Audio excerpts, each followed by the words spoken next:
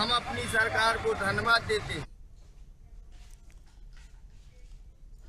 आइए आज की जो बड़ी खबर है जनता कर्फ्यू और कोरोना वायरस की रोकथाम पर, उस पर चर्चा के लिए हमारे साथ स्टूडियो में मौजूद हैं वरिष्ठ पत्रकार विजय उपाध्याय जी। विजय जी, जनता कर्फ्यू का कितना असर प्रदेश में है और इसके कितना असर निकट भविष्य में देखने को मिलेंगे? देखिए, जनता कर्फ्यू पूरा 100% कामयाब है। सबसे बड़ी बात यह है कि जो टीनेजर्स हैं वो बाहर नहीं निकले, बच्चे बाहर नहीं निकले और स्वयं के अनुशासन के तहत उन्होंने प्रधानमंत्री की अपील को मानते हुए कोई भी घर से बाहर नहीं निकल रहा है। मैंने जहाँ भी मैं गया, मैंने कहीं भी बच्चों को बाहर खेलते हुए नहीं देखा और ये बहुत बड़ी कामयाबी है कि हमारी जो बच्चे हैं वो इतने अलर्ट हैं और वो जो कोविड-19 वायरस के संक्रमण से जो खतरा है उसको समझ रहे हैं। हमारे नागरिक समझ रहे हैं, इसलिए पूरी तरीके से बिना किसी कोशिश के स्वयं अनुशासित रहते हुए ये जनता कर्फ्यू को उन्होंने सफल बनाया है। पूरे प्रदेश में सभी जिलों में किसी भी जिले से कहीं से भी कोई ऐसी जानकारी हम लोगों को नहीं मिली है कि कहीं किसी ने घर से बाहर निकलने की कोशिश की हो, बल्कि जहां भी अगर कोई बहुत इमरजेंसी की वजह से किसी को निकलना पड़ा तो वो व्यक्ति भी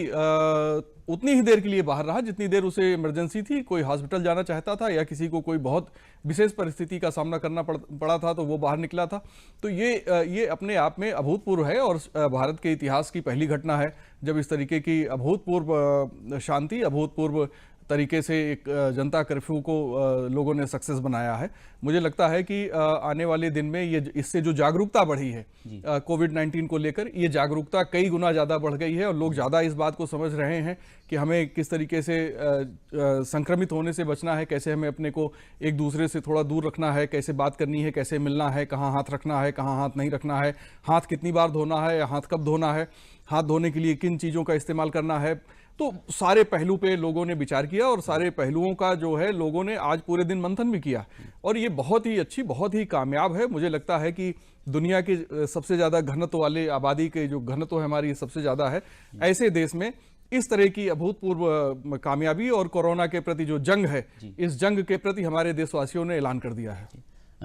विजय जी, अभी अभी खबर आई है कि रेलवे बोर्ड ने यात्री ट्रेनों को जो है वो 31 मार्च तक के लिए बंद कर दिया है, तो इसको आप किस रूप में देख रहे हैं? देखिए, ये बहुत बढ़िया है क्योंकि सारे परिवहन के जितने भी साधन हैं सब रोके जा चुके थे, सिर्फ ट्रेनें चल रही थी। अब ट्रेनों के जरिए जब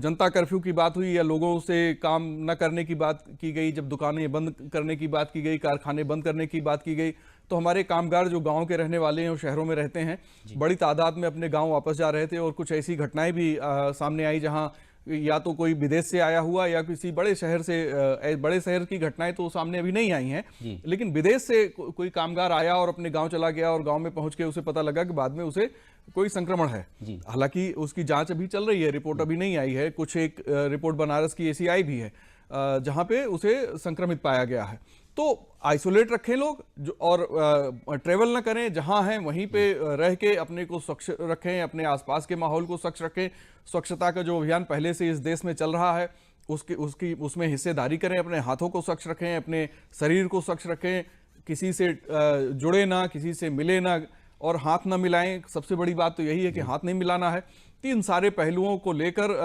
ये कामयाबी मिल रही है और रेलवे ने जो ये पहल की है, इससे निश्चित तौर पे गांवों तक जो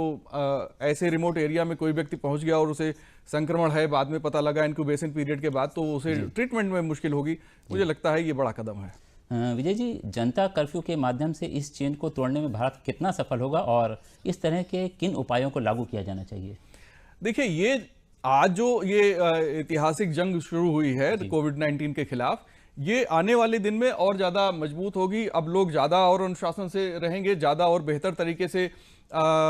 बचाव करेंगे और इसमें चूंकि बचाव ही सबसे बड़ा इलाज है इसका,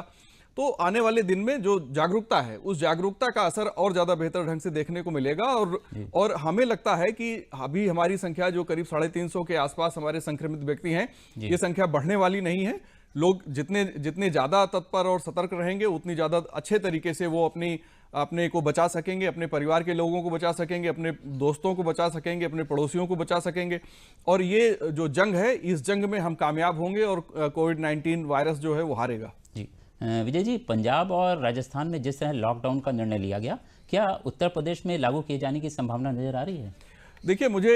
एक बात आपको बहुत खुशी से मैं कहना चाहूंगा कि जनता कर्फ्यू रविवार को था, यानी आज, लेकिन एक दिन पहले से ही उत्तर प्रदेश में लोगों ने अपने को आइसोलेट करना शुरू कर दिया। यानी कि शनिवार की सुबह से ही तमाम इलाकों में सन्नाटा था, लोग बहुत जरूरी कामों से ही निकल रहे थे और एक सेल्फ कर्फ्यू कहा जाए उसे, जो बिना प्रधानमंत्री की अपील के, बिना मुख्यमंत्री की अपील के लोगों ने अपने को सेल्फ डिसिप्लिन में रखा। मुझे लगता है कि शायद हम कामयाब हो जाएंगे, लेकिन अगर कुछ केसेस अब और निकल आए किन्हीं कारणों से, या जो पहले जिन्होंने लापरवाहियां की हैं, अगर उनकी वजह से कुछ केसेस ऐसे आए जिनको जांच करने का सामना पड़ता है, तो निश्चित तौर पे उत्तर प्रदेश सरकार शायद ऐसा फैसला ले जैसा राजस्थान और पंजाब में लिया गया है। चूंकि हमारा प्रदेश बहुत बड़ा है, 24 करोड़ की आबादी है, हमारा घनत्व तो बहुत जाता है आबादी का, तो ऐसे में लॉकडाउन की स्थिति हो भी सकती है। लेकिन फिलहाल अभी मुझे लगता है कि जो स्वयं का अनुशासन है और जो जिस तरीके से लोगों ने सहयोग किया है इस जंग में सरकार के साथ, और खुद अपनी जंग में भागीदारी की है, लड़ाई लड़ी है कि हम कोरोना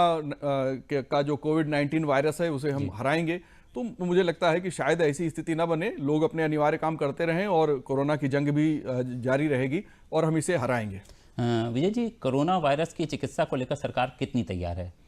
देखिए, सरकार लगातार इसमें काम कर रही है और बहुत ही अच्छी बात यह है कि हमारे उत्तर प्रदेश में ही जो कोरोना से पॉजिटिव लोग पाए गए थे कोविड-19 से, उनमें से 8 पेशेंट तो ठीक हो गए, उनका अब टेस्ट नेगेटिव आ रहा है। तो उत्तर प्रदेश की ये कामयाबी है। ऐसे ही राजस्थान में कामयाबी मिली, दिल्ली में कामयाबी मिली। हमारे डॉक्टर बहुत प्रतिभाशाली हैं, चिकित्सक हमारे देश के,